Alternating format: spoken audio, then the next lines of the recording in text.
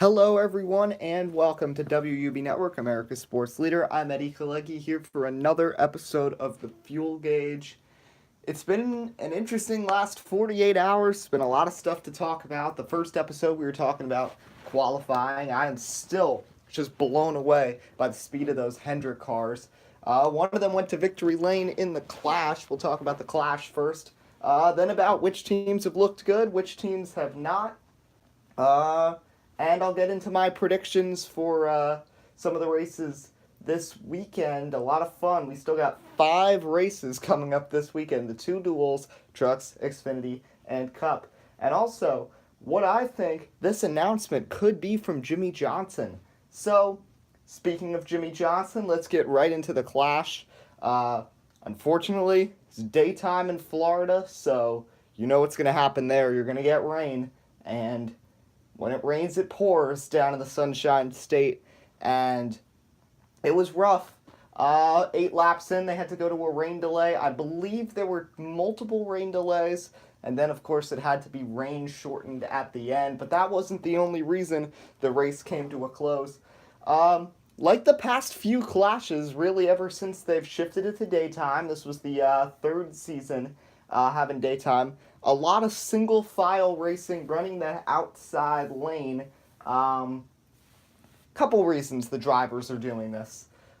Main reason, first off, is because this is the first racing action they are getting, and there have been some drastic changes to the plate packages. There's been a new car every season over the last 3, debuting in the Cup Series. So drivers are just simply just trying to get used to this new package and just trying to race calm. Also, it's a 75 lap race. There's no stages in the race. So the drivers are not going to be overly aggressive early on.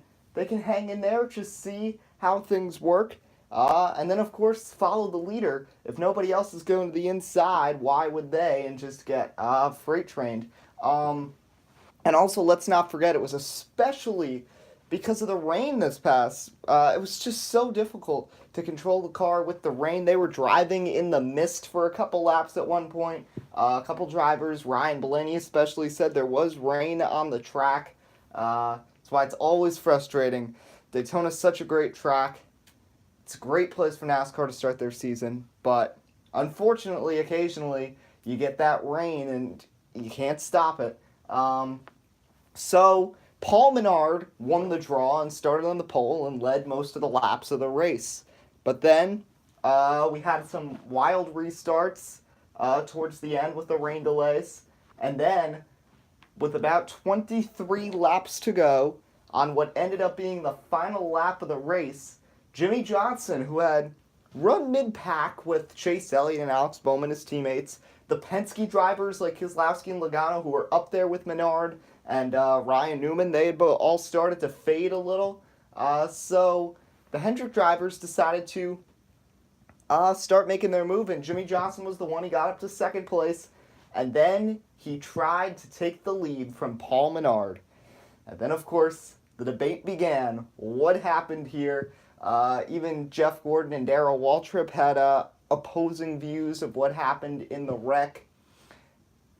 There was absolutely no intention from either driver. Let's get that started first. Jimmie Johnson was not trying to wreck Paul Menard. Paul Menard was not trying to wreck Jimmie Johnson. Literally, they are probably 2 of the most down-to-earth drivers in the entire sport. 2 of the least vengeful drivers you'd ever meet. Just 2 of the most calm drivers, nonchalant. They would never. So, yes, Paul Menard wanted to hang on to his lead. You can tell he came off a bit from the wall. It wasn't dramatic. He came off a bit when he saw Jimmie Johnson had his run. Now, let's not forget, Jimmie Johnson is getting older. Maybe he had a little bit. He didn't really notice the Mustang. I also wonder, I know it doesn't make that big of a difference, but is there anything with the Mustang that makes it harder to see?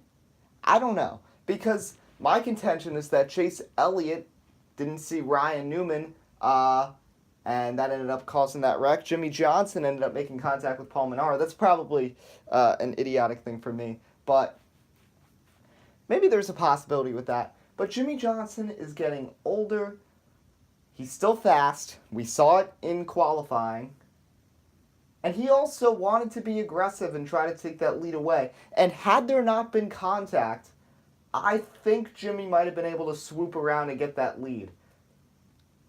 Especially if Kurt Busch had gone with him. I don't know if he would have, but, remember, Jimmy Johnson, Kurt Busch. Kurt Busch also has a Hendrick engine. So it was very interesting, but they made contact. Menard goes around, and because there had been so much single file,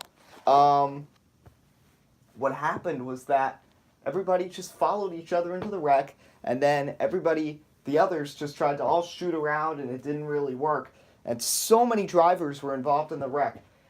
The only drivers that were not in the wreck were Jimmy Johnson, Kurt Busch, Joey Logano, and Ryan Blaney. Alex Bowman had minimal damage.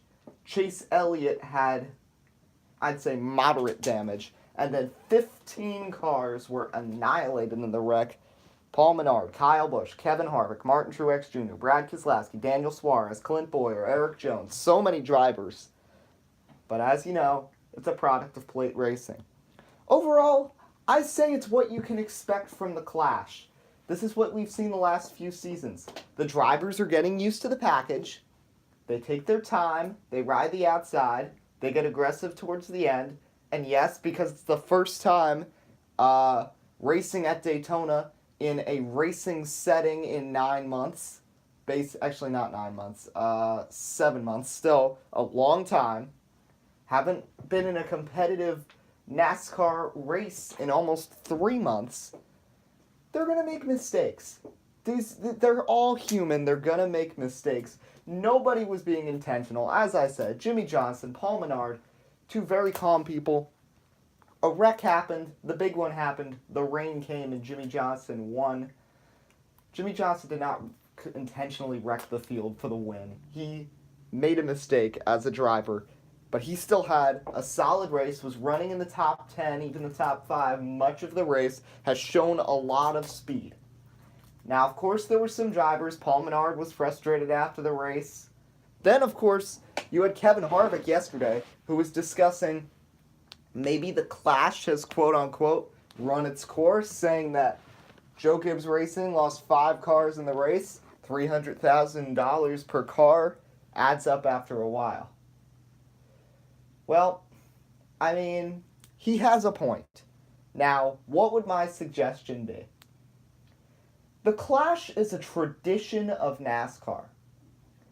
It's one of those things that is so difficult to get rid of.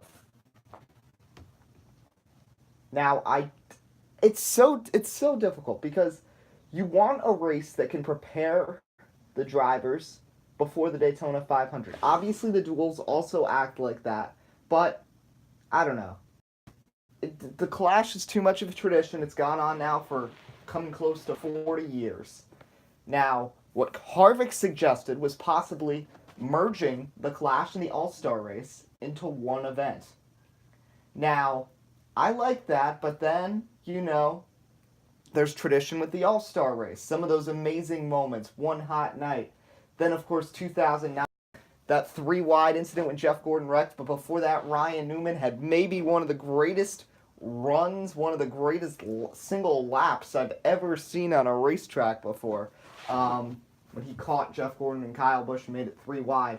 So it's a tough spot to be in. I like the Clash.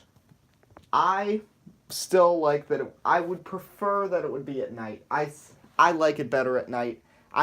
First off, there's less of a chance of rain at night because with Florida weather, typically in Florida, at least from what I've seen on my encounters in Disney World, more rain comes during the day, usually the middle of the afternoon, which is exactly when the Clash comes, and they come in those little spurts, which still, even if it's just a little spurt, it can take a long while to dry off the racetrack.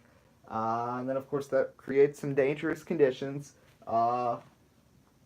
And Daytona's already had their issues with their rain this season with that and the Rolex 24. They gotta hope the rain goes away. But I would still love it.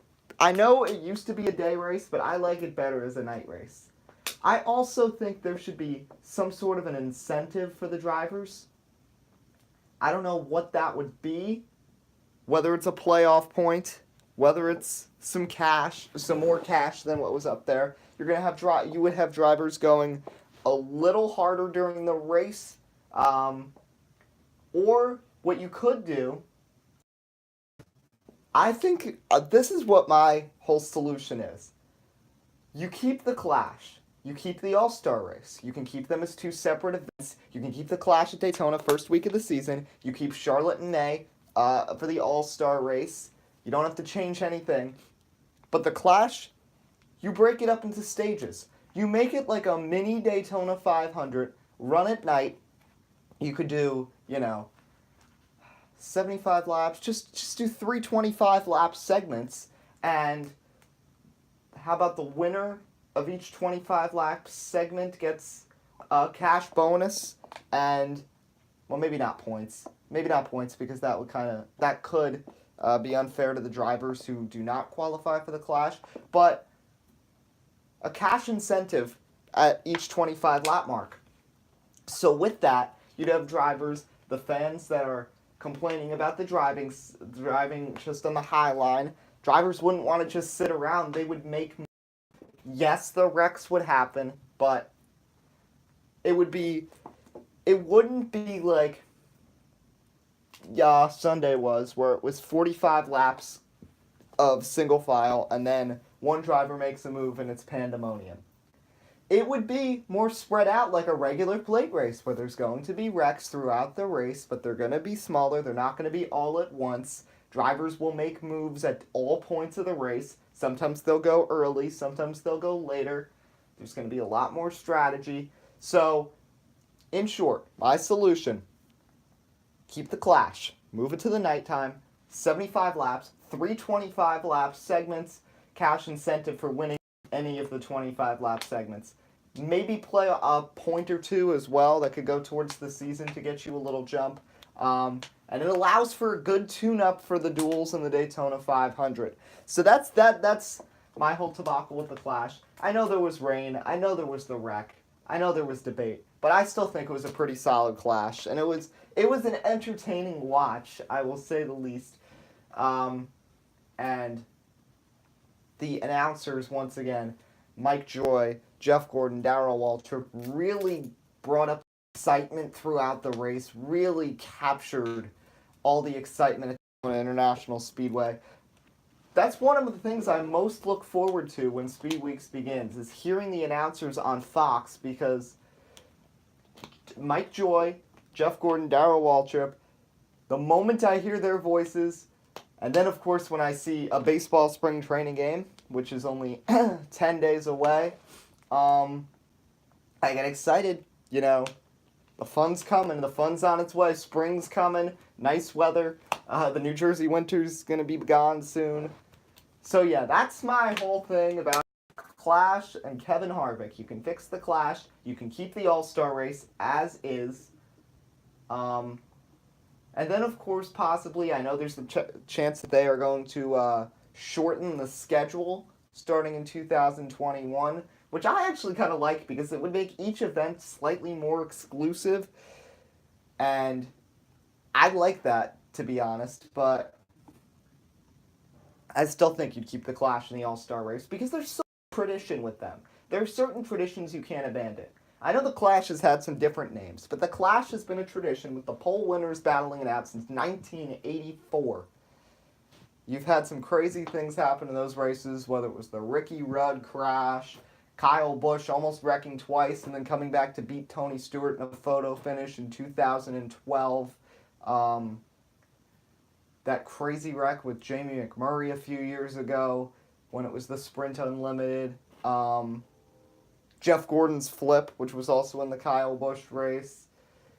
So many fun things have happened in the Clash. So it is a mainstay, and it really gets the fans amped. for the rest of the season. Also went up in viewership this season as well, so that's nice to hear as well. So, uh, 2 days of on-track action in the books. I want to talk about which teams have been good, which teams have struggled. Um, Starting out with the teams that have looked good. Obviously, Hendrick Motorsports. Clash win, starting 1 and 2 in the 500, possibly 3 and 4 if Jimmie Johnson and Chase Elliott perform in their duels. I think it's actually kind of funny because there's a lot of people who just like automatically comes to their mind. Hendrick Motorsports is starting 1, 2, 3, and 4 in the Daytona 500. Well, no, Jimmie Johnson and Chase Elliott still have to win their duels, and William Byron and Alex Bowman have to come out of said duels without wrecking. So we'll have to see what happens, because remember last year, the Clash was not really a wreck fest until the final lap, and even that wreck wasn't that big. Then the duels were just filled with wrecks, drivers being really aggressive, trying to go for position. Jimmie Johnson, Eric Almirola had some bad luck with cars. And plus, you've got DNQs this year. So last year it was just 40 drivers. This year there's going to be 2 people DNQ'd. And to be honest, a lot of these go-or-go-homers have speed. Casey Mears, Tyler Reddick, Brendan Gaughan. So a lot of good drivers here at Daytona this year.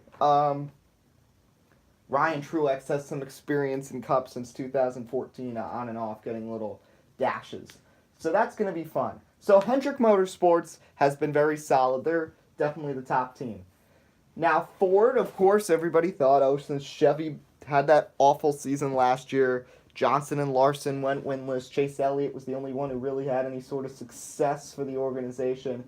Were Chase Elliott and Austin Dillon the only Chevys to win last year? I think they were. If they weren't, I'm just completely blanking out right now, but yeah, McMurray didn't win, RCR didn't win, aside from Dillon. Newman didn't win, Hemrick didn't. Okay, yeah, it was just Chase Elliott and Austin Dillon that won last year. Chevy looking strong.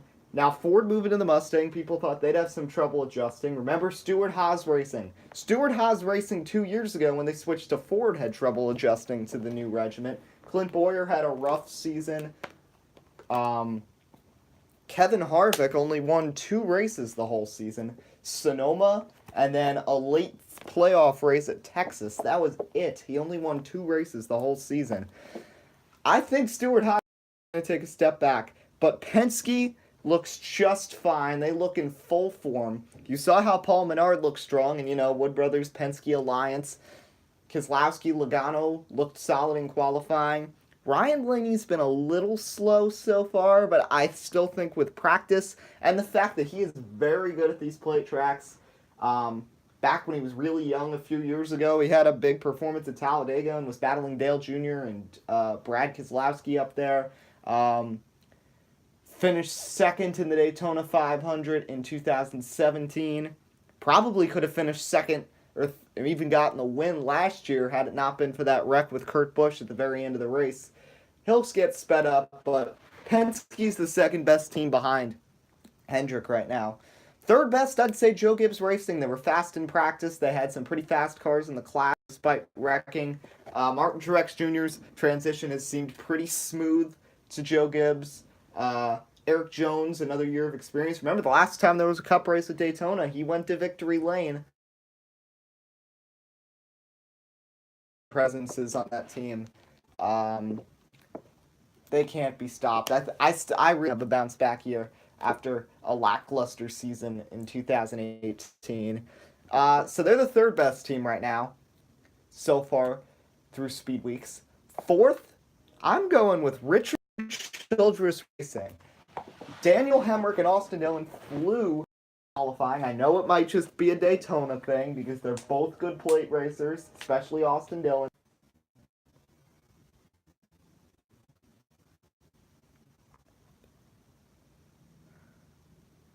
And then fifth, I'd still say Stewart-Haas Racing after Richard Childress. I think Richard Childress Racing's going to have a good season with Austin Dillon and Hemrick. But fifth, you got to still go with Stewart-Haas because Kevin Harvick's been fast so far. Clint Bowyer looks pretty. Hendrick, Penske, a last thing, Jimmy Johnson's got an announcement. He downplayed it on Twitter, saying that big of an announcement after NBC Sports was like, Jimmy's got a big announcement. I don't really know what Jimmy Johnson's gonna do. If it's gonna be retirement or whatever. I feel like it's not gonna be that big of an announcement. I think it's gonna be something we're gonna be like, really a lot of different speculation about things. Todd Bodine is an announcement on Fox. Then these people who think Jimmy Johnson's going to the Truck Series. No. Almost 20 years in the sport now. Had a nice start to the season. Of course, no more Chad Knaus, no more lows. He is signed under contract through 2020. So that's about all the time we have today. I'm Eddie Kalegi. Hope you enjoyed. Make sure to drop a like and subscribe to WUB Network. We went through a lot. We talked about the Clash. We talked about this Jimmy Johnson speculation and the top 5 teams.